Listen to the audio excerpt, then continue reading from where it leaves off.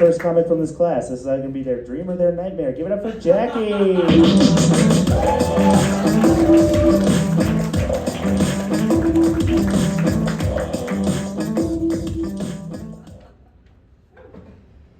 Hi, everyone. So, I had kids pretty young, but, it's okay. Really, actually, it turned out great. It made them pretty smart. I mean, my son actually attended high school graduation before he was born.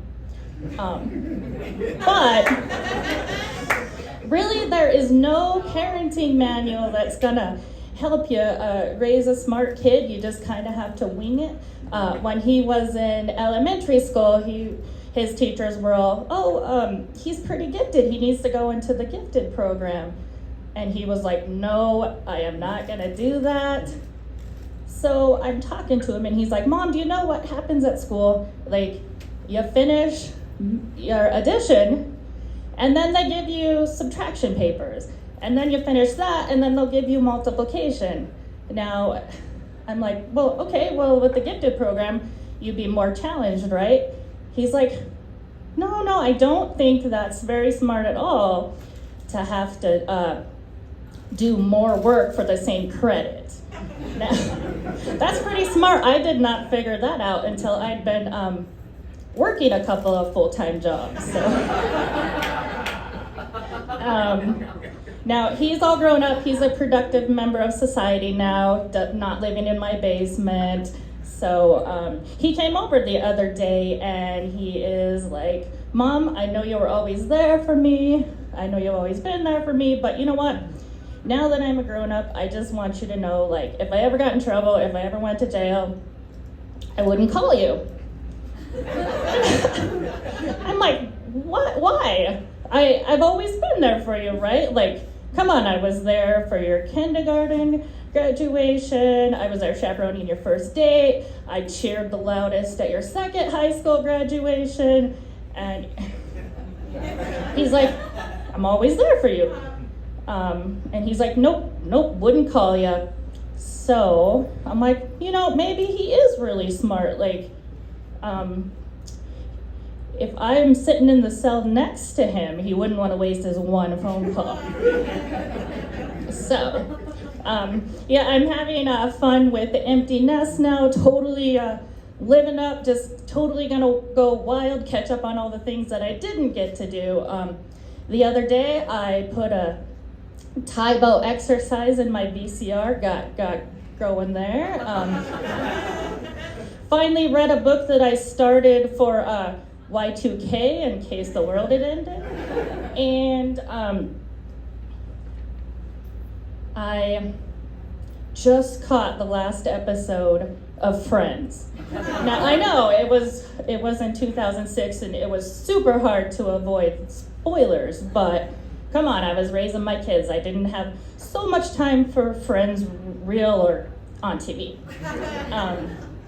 Now I'm trying to slow my roll a little bit so that I can watch the Golden Girls and see, maybe what my actual retirement's gonna look like. So pretty excited there.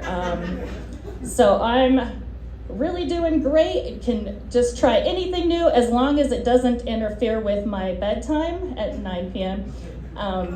So that's why I gotta be one of the first comics. So you were great. Good night.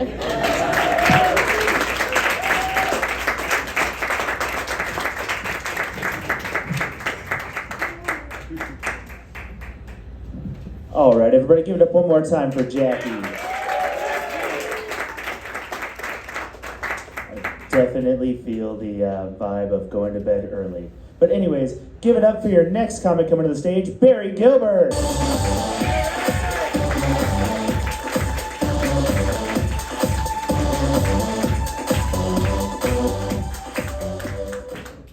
I was on a flight last week, and in the lavatory, fancy word for bathroom, there was a sign that said, "Clogged toilets delay flights." I was like, what is that like at 30,000 feet? This is Tony, a pilot speaking. Listen, we're gonna have to pull over for a few minutes. I got a situation in the back, and I'm gonna have to go back and plunge out the crapper. And if there's any plumbers on board, would you ring your bell in case I might need your help? Thank you for flying Spirit Airlines. Apparently, some people here have flown Spirit. It's a very strange business model, kind of like drug dealers. You know, they kind of rope you in real cheap, and then they charge you for everything, right? So, like, oh, you want a bottle of water? $3.50. You know, you wanna bring on your luggage? $45. You wanted a seat? $65. I fooled them. I brought my own lawn chair. They only charged me $5 usage fee for it. It was really nice. And I can only imagine what it would be like in an emergency landing kind of situation. You know, what they would charge you to go down that bouncy castle slide thing. Ladies and gentlemen, single file, don't push, have your credit cards ready. I'm sorry, sir, we don't take American Express. Please step aside. So anyway, Spirit Airlines, right? All right. So I was flying Spirit to go out to fly out to the coast. I've never said fly out to the coast before. I just wanted to try that phrase out. I'm pitching a new nature TV show. I'm pitching a pilot to the Discovery Channel, and I just want to kind of run it by you guys and see what you think about it. So the premise of the show is weird shit I see sitting on my front porch.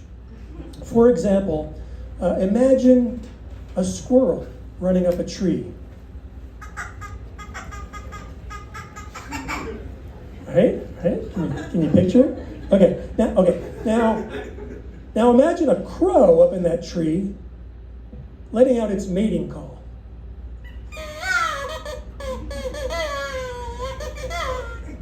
Yeah. Bear in mind, if this pilot gets picked up, we're going to have actual animals playing these parts. Okay. So now the squirrel hears the crow's mating call and is intrigued and makes eye contact. Yeah. Okay, now the crow, seeing squirrel's interest, offers to buy it a drink. Yeah. You're visualizing it, I can tell. Okay, now, this is squirrel accepting the drink and gently laying its paw on crow's wing.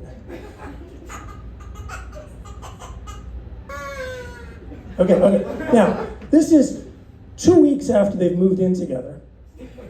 Okay, and having their first spat. Something about leaving dishes in the sink.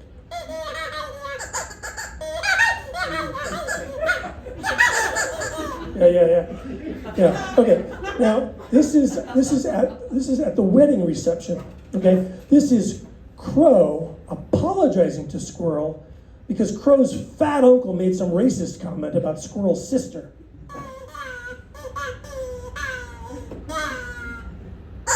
Yeah, okay. Now, this is Squirrel. Imagine Squirrel's mother coming to stay with them over Thanksgiving and making like passive-aggressive comments about Crow's career choices. Okay, yeah, they kind of sound alike. Okay, now, this is Squirrel hosting poker night while Crow's in the other room trying to watch HGTV, but not getting past all the noise and the stench of cigars.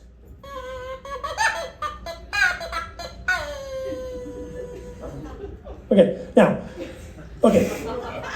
you with me? Okay, so this is Crow bringing Boss home for dinner, but having forgotten to tell Squirrel about it, and Squirrel's really pissed off because A, there's no food in the house, and B, Squirrel just took the sleeping pills for the night.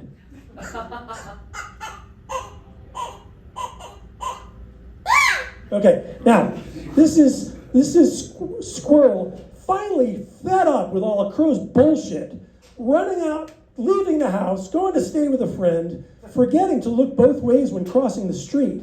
and getting run over by a 2012 Cypress Green Subaru Outback.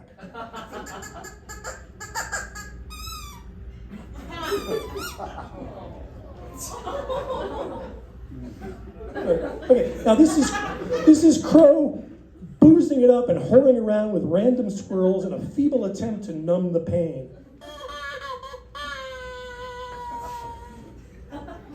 Isn't nature wonderful? Thank you so much.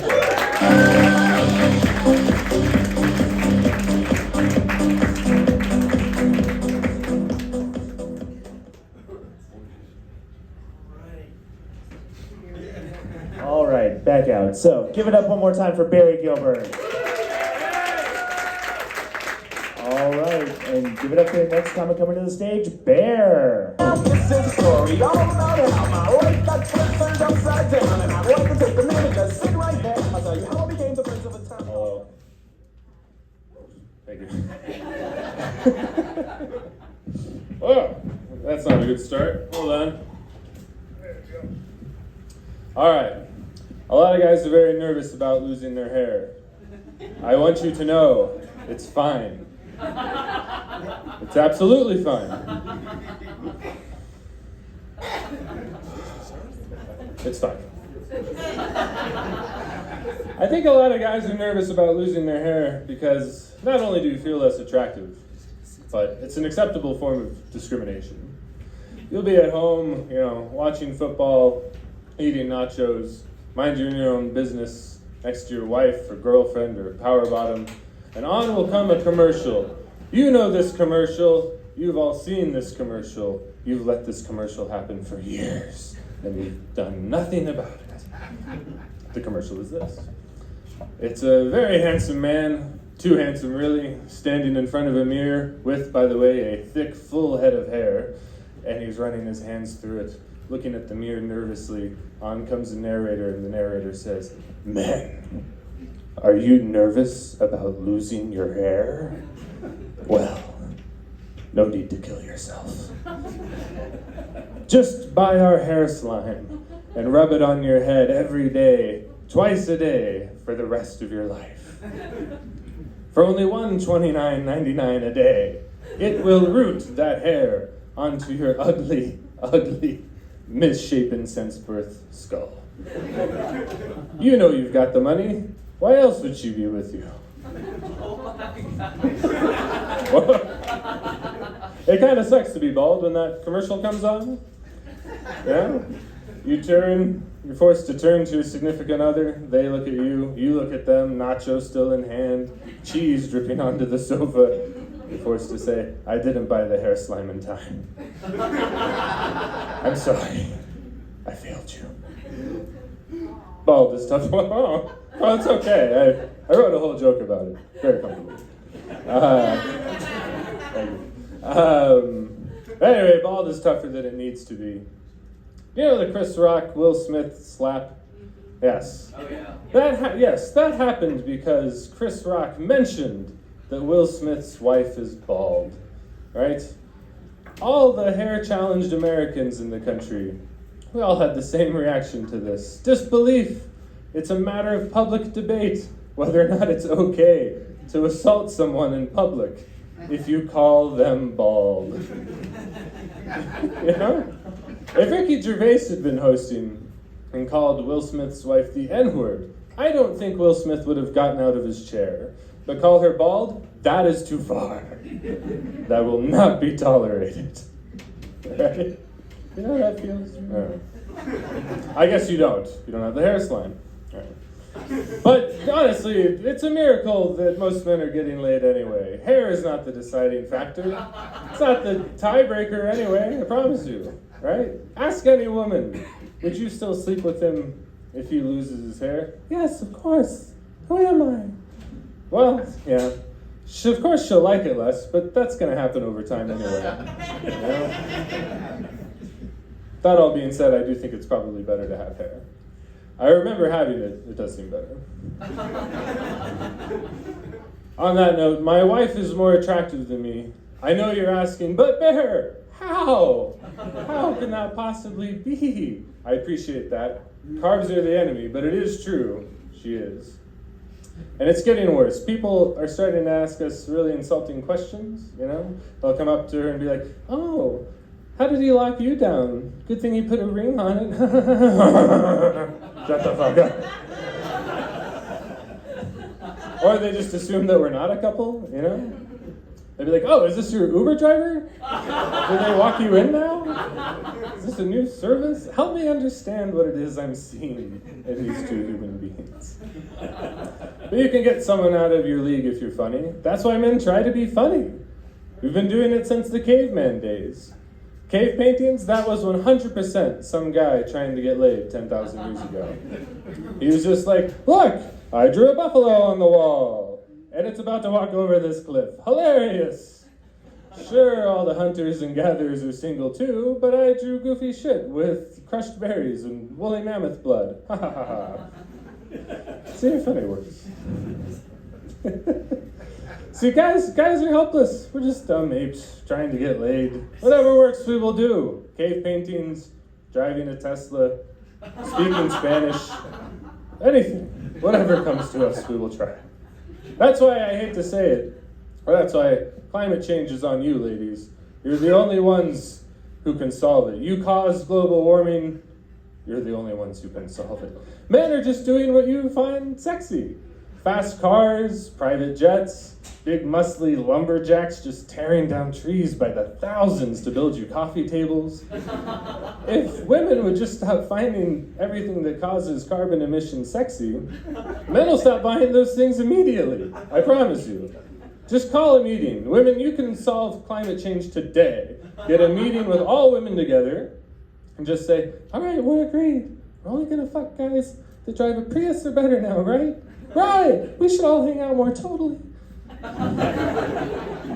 Do you like my woman's voice? I don't think it's patronizing at all. I think it's spot on. A woman's voice is not in my vocal register.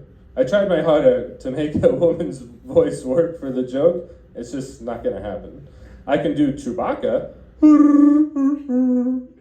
but I can't do the other gender of my same species.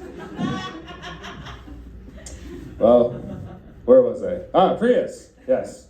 But not enough if you want to fuck the Prius guy, which is totally understandable.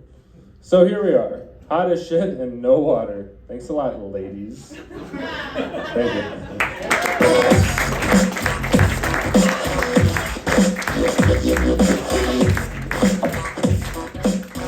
All right, folks, give it up one more time for Bear. Yeah. Give it up for Rise Comedy. Yeah, give it up for your bartenders. Give it up for people running around getting you drinks. All right. Give it up for Nate in the back who's making sure that the lights and the mic work. All right, everybody.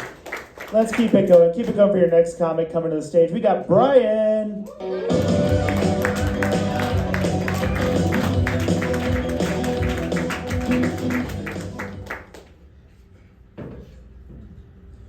I drove by a place recently called Reliable Bail Bonds, and I couldn't help thinking, what have gone with a different name? It's just one of those things, you know, where reassurance before you actually have a concern isn't very reassuring. You know, like you go to a house showing, hey, thank you so much for coming. Please feel free to have a look around. I do want to let you know that basement toilet does not back up. Not something you need to worry about. Other than that, give me a shout if you got any questions and help yourself to some non-poisonous cookies. Just got me wondering, like, what's the thought process behind that name? Just, you know, someone like, all right, so I was trying to bail my cousin Ricky out after his latest bar fight, right? And I went to my usual spot, Denver Bail Bonds. But then I was thinking about the name, like, who do you guys think you are? You think you're the only bail bonds in Denver? You're trying to pull one over on me. I don't trust you. So I went somewhere else. I went over this place called Steve's Bail Bonds. But I'm waiting in line, thinking about that name, and I'm like, now who the hell is Steve? And why should I trust him with my bail bonds? I don't trust Steve. Do you trust Steve? You shouldn't trust Steve. You don't know Steve. Steve could be anybody. I don't trust any of these places. None of them seem reliable. We need Somewhere where people can go and they know they're gonna get reliable bail bonds because it's right there in the name, all right?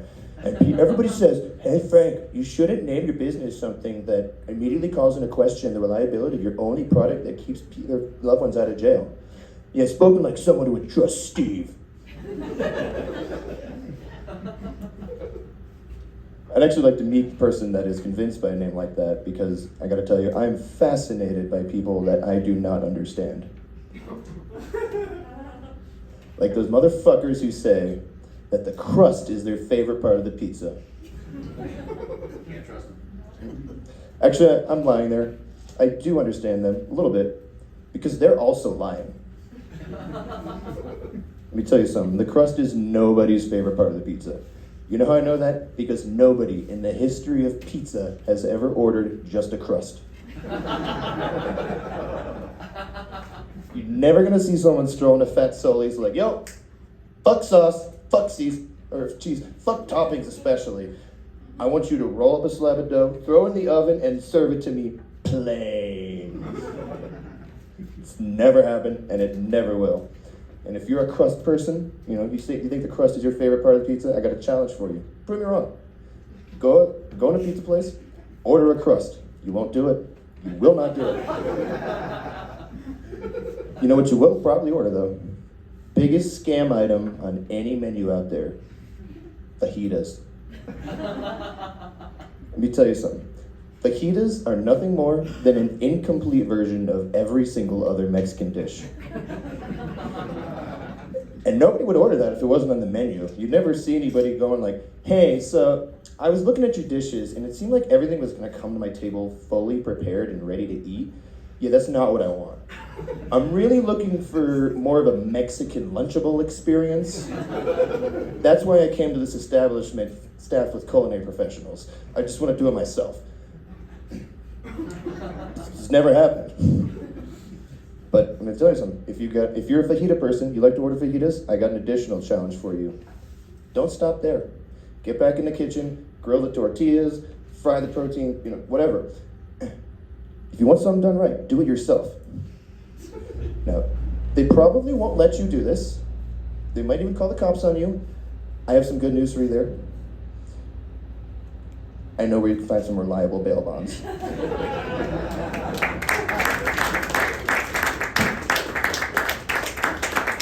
Guys.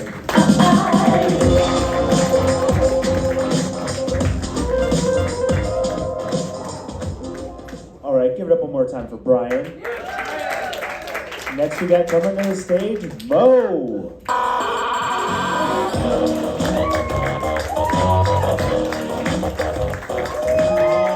Hello. It's so good to see you all tonight. I think it's a good sign that my in-laws are in the audience. They're just dying to hear me curse and make dick jokes. My marriage is going to last, people. The picture frame section of the thrift store is like the analog version of social media. Remember how Instagram was in the early 2010s, when everyone put excessive white framing like a Polaroid around their tiny spring break selfie before they got food poisoning? Then they would put a Rumi quote in the caption, obviously. Do not feel lonely. The entire universe is inside of you. Yes, Rumi, the entire universe, some frat boy's dick, or a tapeworm. We'll never know. Except at the thrift store, the picture frame section is just chock full of Mother's Day gifts that didn't quite make the cut. You know what I want this year, honey? Is another acrostic poem in needlepoint saying how great I am. Said no mother ever, more like, oh, you're crying? I want you to wash my feet with your tears. My husband and I went to the thrift store the other night to look for picture frames, since this is what date night looks like in your 30s. And let me tell you all something, we found so much more than picture frames. We found entire family trees. I am talking genealogy across space and time. So I'm burrowing, as one does at the thrift store, in the stack of footprints in the sand posters. Who the fuck wrote that poem? There is no consensus on this, people. I did a deep dive on Wikipedia and lawsuits have been filed.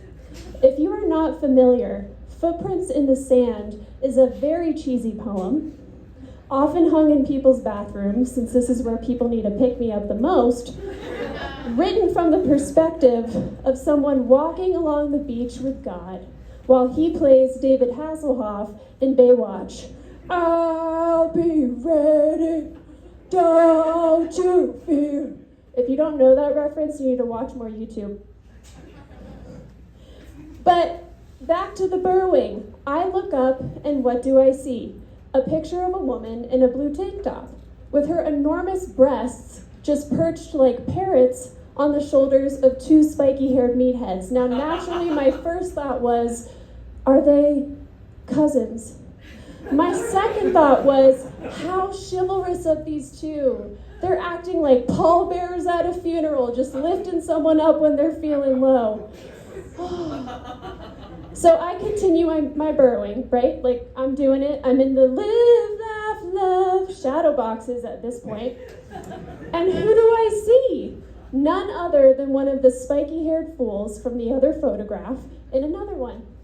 Now with his embrace around a teenage girl. Now I know what you're thinking. It was not sexual. In fact, it reminded me of my British father. Comforting and condescending at the same time.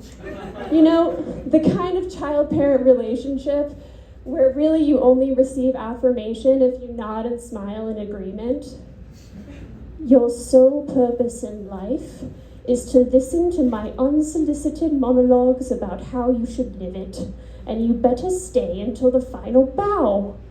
Funny, Dad. I guess I'm doing the same thing with comedy. But really, I feel like we need the Maury show up in here to verify the evidence. Like, is he or is he not the father? Right? Is it him or his twin brother from the other photograph? Like, Ancestry.com needs to get up in the ARC thrift store. And there was one last heartwarming quote in the housewares section. I am not making this up. On a black letterboard gleaming in white letters, an anonymous author wrote, "Girls, are you ready for your big surprise?" I think I can safely say we're not ready. Thank you all, you've been great.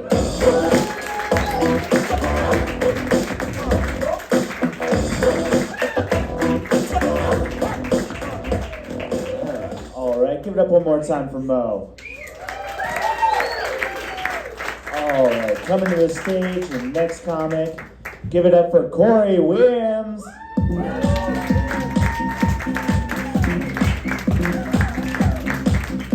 How's everybody tonight? Good. I'm from Denver. I just always wanted to do that. I'm from the Park Hill area. Let me tell you a little something about me. I'm Corey Weems. You botched my name. I'm from the Park Hill area. How's everybody familiar with Park Hill? Good. That's where I'm from. And I had a kid on purpose. Anybody else? So in vitro. Any other in vitro parents or kids out here tonight? No, just all mistakes. Me too. My mom was in a lesbian relationship when I was conceived. You talking mistakes. But if you don't know what IVF is, I'm gonna tell you like the doctor told me. Now, I don't know if he said this exactly, but this is what I heard. He said, "You remember how you used to cook cocaine?" And I didn't know how he knew that, but I was like, yeah, I remember. It was like, it's kind of similar to that. You take the cocaine and the baking soda and you rocked it until you got a rock, right? I was like, yeah, that's how you did it. He said, it's kind of similar. You take the egg, the sperm, a little baking soda. Baking soda good for everything. And then you just whip it up until you get the human you want. I said, no, hell no, you bullshit. He said, you want to see? Come on to the back. And we went to the back, and there was a lot of high-tech shit going on. And he was like, here, go yours right here. And he put it out. He's like, oh, yeah. It's looking good. Got some legs, and looks like the fingers is coming along. He put it back. He said, it's coming along good. It won't be long now. Then he picked it back up. He looked. He said, okay. Look like the features is coming in. The face is coming in. That's the eyes, the nose. No, that's a penis on the face. Put that back in. No penises on the face. And he let it go a little bit longer. He pulled it back out. He said, oh, okay. It's good. Congratulations, you got a girl. And that's why you don't have to put the gender on the birth certificate anymore. Paid and planned and paid for. My little daughter. One of her parents got 2 bachelor's degrees and a master's degree. One of her parents a 9th grade dropout. What I'm trying to tell you is, one of her parents is real smart and one's a fucking genius. Anybody know about Coco Melon? If you got a toddler, I know you know about Coco Melon. Because it's like drugs to a little toddler. My little daughter running around beating her head, stumping her feet, going crazy. Her mom was like, well, you need to know what your daughter's watching and watch it with her. So you know I gotta watch the show with her. So the first episode, I put on there, first song, if you're angry and you know it, pat your head. If you're angry and you know it, stomp your feet. If you're angry and you know it, says shit, they're teaching them how to throw fits. This is crazy. So now I'm really looking, I'm like, what is going on? The star of the show is a little kid named JJ. He break out of his crib, go into the kitchen, get into the sugar, he's eating the sugar. His daddy come in, JJ, are you eating sugar? No, daddy. Are you sure? No, daddy, I'm not eating sugar. He's blatantly lying. Lying right to his daddy's face. Open your mouth, ha, ha, ha, teaching our kids how to lie. Right there. So now I'm looking between the lines, over the lines, under the lines, on the lines. And in the defense of Coco Melon, I can find no racism. Not a little bit. It doesn't exist in Coco Melon. And I know because it's on every TV in my house. The living room, the bedroom. She got an iPad. She running around. Another episode on each thing she got. She crossed the line though. She came to the man cave. Turned on Coco Melon. I immediately start messing the songs up. The diamonds in the chain go bling, bling, bling. No! The rims on the truck go bling. No! Roll, roll, no! I told her mom, hey, you need to know what your dad is watching and watch it with her. There's no more Coco Melon for daddy. That's my time. Corey Williams, thank you.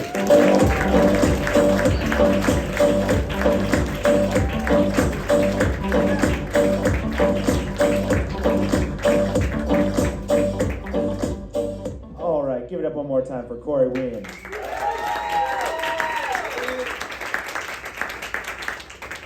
Next, we got coming to the stage, Noah Ciel.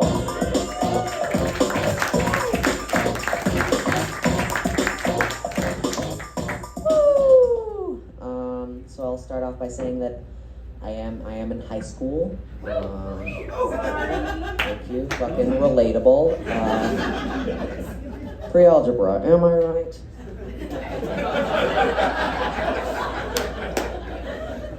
Guys, you know who I hate a lot? Fucking high schoolers. Whoa, no. Way too much support. I can say it, you can, okay. I don't know, guys, one thing I hate about us, I think we're very lazy. This really goes for our whole generation. They call us the lazy generation. Yeah, you know what we sure love to do, Gen Z? We sure love to fucking kill ourselves. What's the deal with that, right? I don't know, guys. Leave it to us, you know, the lazy generation, to pick the one form of murder where you don't have to clean up after you do it. All right, okay. I know it makes people uncomfortable when I talk about teen suicide, but guys, remember, you know, I am a teen, and if you don't laugh at my jokes, yep.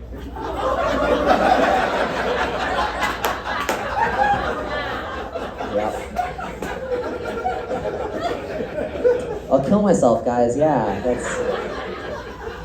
I don't know. I'm glad you guys liked that joke because it totally bombed in my school counselor's office.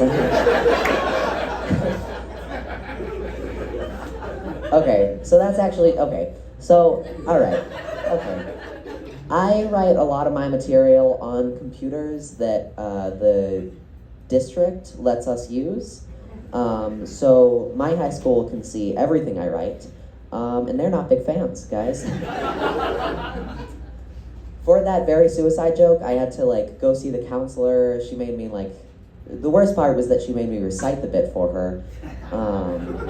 Let me tell you, no comedian has truly bombed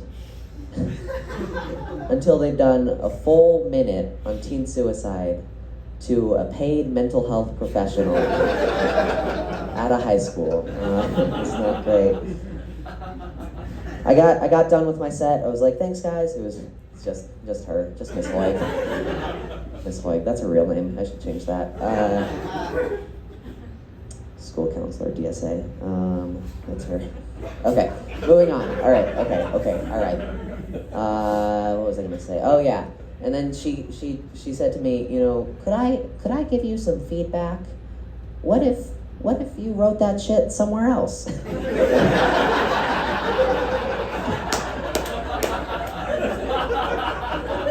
She basically said to me, you know, if you're gonna kill yourself, just don't do it on school Wi-Fi, you know? Okay. I don't know. It's weird being a teenager now, because like it's very different. Like the cool teenager is different from your day, you fucking geriatrics.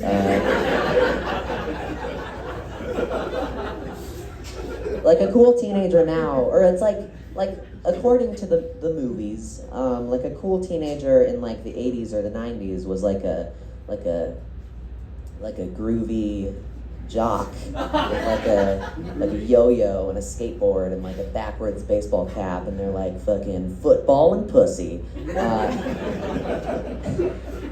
Or you're their like girlfriend, and it's like a cheerleader with like a tight ponytail and like a scrunchie, and they're like, I have anorexia. But now the cool teenager is like a goth kid, and they're like just mounds of eyeshadow and like black hair, and like they're like somehow hanging upside down from a ceiling. And they have like bat wings, and they're eating like Tide Pod cereal, and the milk is bleach, and it's or you're their partner, and you're just a straight up snake. You're just a serpent. Like this, I don't know if you could tell, but I do identify as gay. Thank you. I do it for the attention, so that's, but you know, it's like, to me, or to them, like, this is boring, you know? They're like, really, you're just gay? Are you at least like a gay serpent or something? All right, thanks guys, I'm an OCL.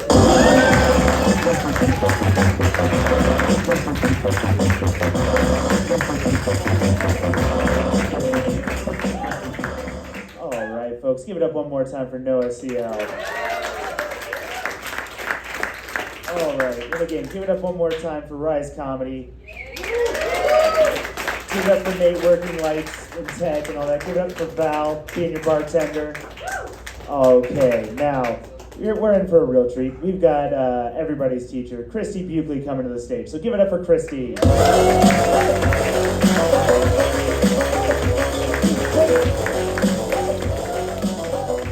hello. Give it up for all the students you saw, you guys. Give it up for it was amazing. You guys did so good. I'm the teacher, you guys. If you're like, who did this to me? It's me. I did it. You're welcome. I'm so excited. I love teaching comedy, you guys. I do. I love it. I hope it helps people think about, how they want to tell their story and get you out of your shell. It's given me everything that I love in this world, for sure, to do comedy. So I'm so happy to share that with other people. That being said, some people take my class for the weirdest fucking reasons that I did not anticipate, okay? Like, I thought for sure some people would take it because they wanted to be funny, and that one almost never comes up. It's wild. They're always just like, I remember one time somebody took my class because he lost a bet. I was like, oh, cool, so your dream is my nightmare is your dream. That's awesome, so we have something in common. A lot of people take my class because they're just getting a divorce and they want to show Sheila or whatever, I don't know. That one's fun. The one I hate the most, though, is people who take my class. And I ask, it's the very first thing that I ask when we go around and introduce ourselves in classes, why did you take the class? And there's always like one in every class that's like, my therapist signed me up. Which, like, how out of ideas does your fucking therapist need to be in order for them to be like, I'll pay for it, actually. Just go. I don't know what else to do, you know? It's so much pressure when they say that, you know? And then if they, like, miss a class 1 week, I'm just like, oh no, they jumped. Like, I get so scared. It's terrifying. But no, my favorite reason somebody took my class was it was a student. His name was Mitch. He's a magician, an adult magician. I mean, like, he was an adult and a magician at the same time. I don't mean like he wasn't pulling, like, you know, dildos out of hats or anything. He was just an adult magician. Anyways, I was like, cool, and he just wanted to make his act a little funnier, and I was like, I can do that. That sounds great. Let's do that. And then and I learned a little more about where Mitch likes to perform his magic, and his main circuit, you guys, his main demo, if you will, where he performs, funerals. That was his bread and butter, if you will, was funeral. I was like, what the fuck are you talking about, Mitch?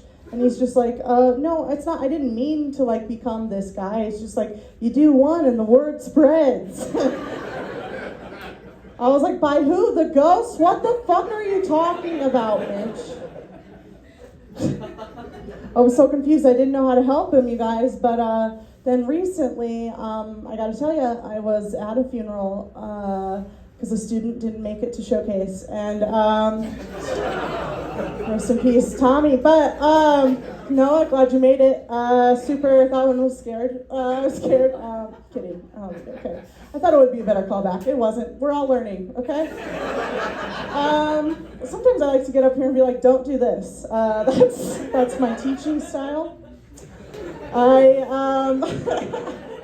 Anyways, I was recently at a funeral, and I gotta tell you guys, the whole time I was sitting there, I was thinking to myself, this would be a lot more fun with some magic. This is this is a bummer. I don't love it. Let's do some tricks, you know? And then I got all inspired after going to that funeral, you know? He wrote all sorts of bits for Mitch, okay? Now he does this thing where he's like, do you need a Kleenex? And then it's just like, for 10 minutes out of his wrist, you know? Does this other one where he's like, I know your dad is dead, but is this your card? Like, and then they're always like, no, it's not my card. And he's like, I know. Check the pocket of your papa's blazer. Everybody loses their mind. It's fun. His big closer, it's just a graveside coffin saw.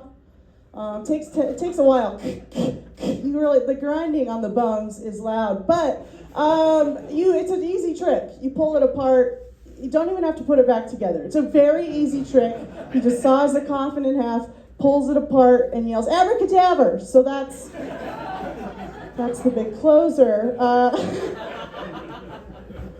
So dumb. That is not the dumbest joke I tell.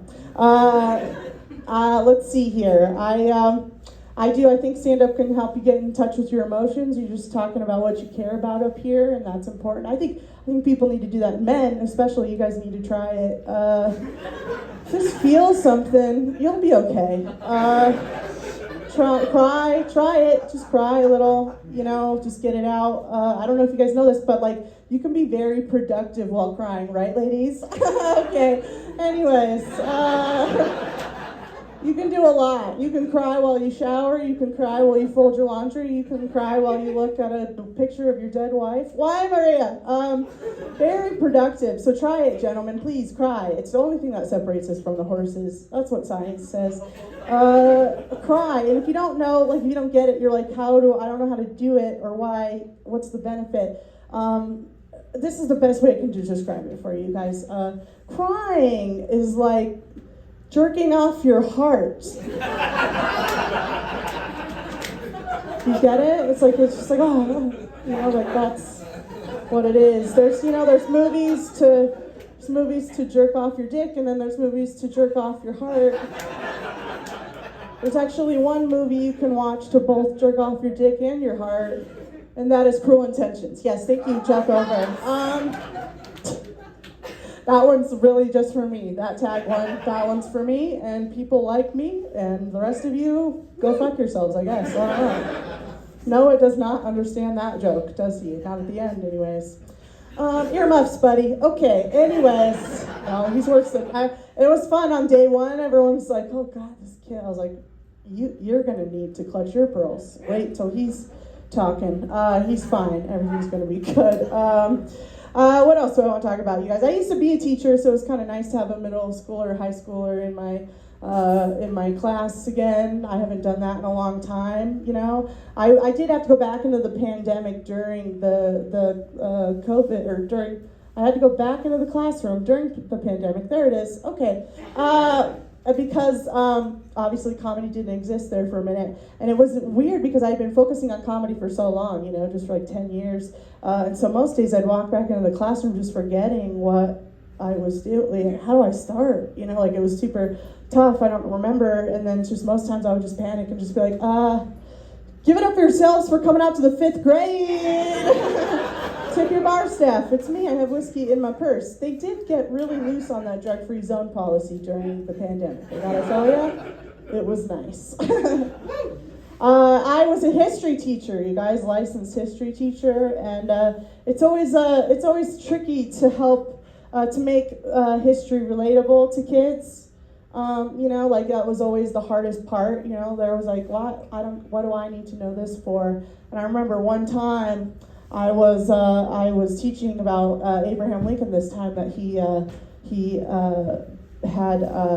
was a lawyer, still not a president yet, and he got presented with a case where 2 farmers were fighting over this cow. And he decided, hey, let's go out into the field. One farmer stand on one end, one on the other. Whoever the cow goes to, that's who owns the cow.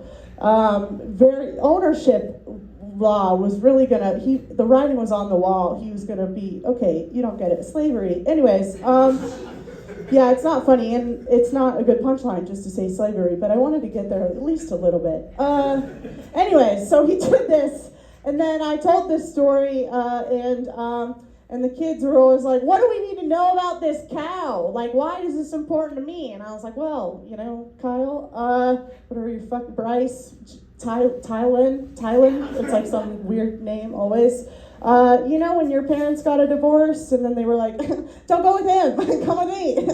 We're not gonna help. Okay, this one's new and we can feel it. I do like to show that you can just not know what you're doing sometimes and it's still gonna be fine. You will survive. That's actually the hardest part about stand-up. It won't kill you. Anyways. This is true, I was on a comedy festival all weekend, and so I am tired. So if you're like, this is it, right? This is how she does it. Not really. I would like to make that clear, but we're having a good time. I'm happy you guys are here. So what are some other things that I could, again, no earmuffs. I recently had my first threesome, everybody. Thank you, I'm cool now. I had a threesome with a man and a woman who is 73% lesbian, and it was nice. It was me and 2 of my friends. We were on the road, and like me and the guy, we've already been hanging out, if you will, Netflix and chilling, and we had a hotel room, 2 beds. Our friend was going to be sleeping in the other bed. I don't know what we thought. I really don't. I'm not sure. We just thought, hey, let's keep giving her shots so she goes to sleep and we can do our thing, right? I don't know what that, but no, you can't hide it. You can't hide it in the same room. And at that point, she's just like, can I join? Like, you know, like that's really how, and at that point it was just bad. It was manners at that. It's like, oh my God, I'm so sorry. Yeah, I didn't realize. Excuse me, I'm so sorry. Yeah, no, get over here, get your fingers in here. That's how it was. And So it was cool, it was good, it was hot, it was, all the adjectives. But I didn't realize, I have ADHD, and I didn't realize, I thought it would be easier to maybe finish, come, orgasm. What word do I want to use there? We'll decide later. I thought it would be easier with more people, it was definitely a too many cooks in the kitchen situation where you're just like, there's so many elbows and holes, which one, where am I going? And it's hard to focus, like there's a lot of sounds, there's a lot of lights, to find a playlist that 3 people want to fuck to, impossible, actually. How do you think that's even how did I even think that was possible? But my favorite part of the whole experience was when the lady was down. She's going down on me. She stopped. She's like, good. And I was like, good work. High five. I don't know how to do it yet, but I was just like, nice. And then she moved on to something else. I don't even know at that point. But and then the guy went down there and he's like, let me see if I can do this as good as a lesbian. And she goes, you cannot. You can't. She got really, you can't. And it threw us both, like we were both like, whoa, I'm sorry. Oh my God. And I gotta tell you, his face, lesbians, you guys are doing the work to tear down the patriarchy more than anyone, It's very much a situation of, we don't need you, we let you be here. Show some goddamn respect every single day. And when she goes, you can't, you're not going to be good at it, his face, the only way I can describe it is, it looked the way that any man's face looks when he drops his patty melt before he ever got to take the first bite, He's just like, I'm still going to eat it, but I'm way less excited. And then I came immediately. Yeah, that face is actually what does it for me. So I loved it. Hot.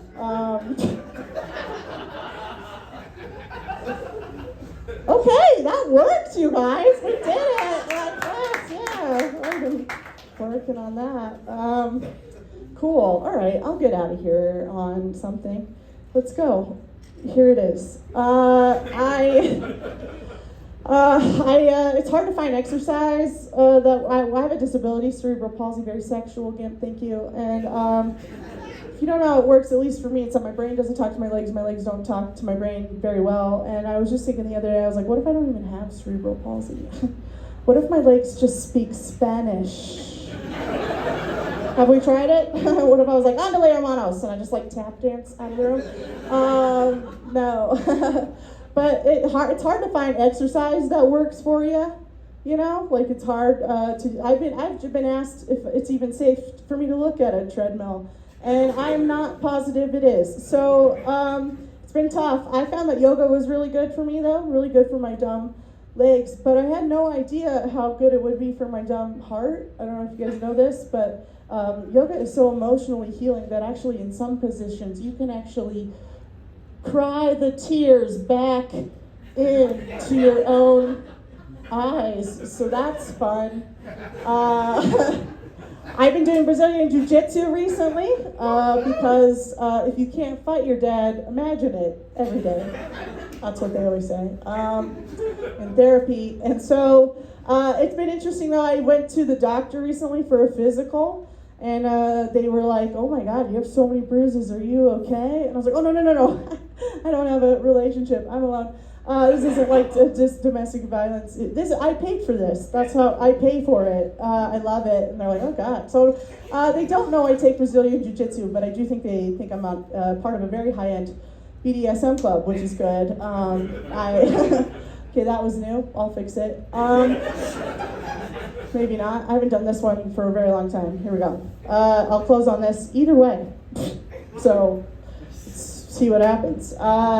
It's tricky to go to the gym. It is. I always just feel like everybody's just kind of worried. It's uncomfortable for me, physically uncomfortable for me to go to the gym. But I didn't realize it's way more uncomfortable for the people watching me work out at the gym. They're just like, oh God, I'm scared. And I feel bad for them, but it does feel like the gym is just designed to just emulate things I can't do. You're like, Oh, here's the stair stepper. Where's the machine that where I walk over ice to get to my car? You know, where's the machine where I run in the airport to catch my flight? Where's that one? You know, where's the machine that makes me makes me the president of the United States? Where's that one? I'll do it, right? Like I'll go watch. I'll go. I won't even try it though. I won't try that machine. But I will watch as a man does it wrong, right, ladies? Okay. It wasn't strong. I agree. That's okay. That's the end. That's okay. Guys, thank you so much for being here. Give it up for all the students we saw tonight. If you guys are interested in classes, check us out at risecomedy.com. Otherwise, give all these people your love out there. This is a hard thing to do, and you guys were absolutely amazing. Thank you for the support. One more time for everybody. Have a good night. Come back and see us.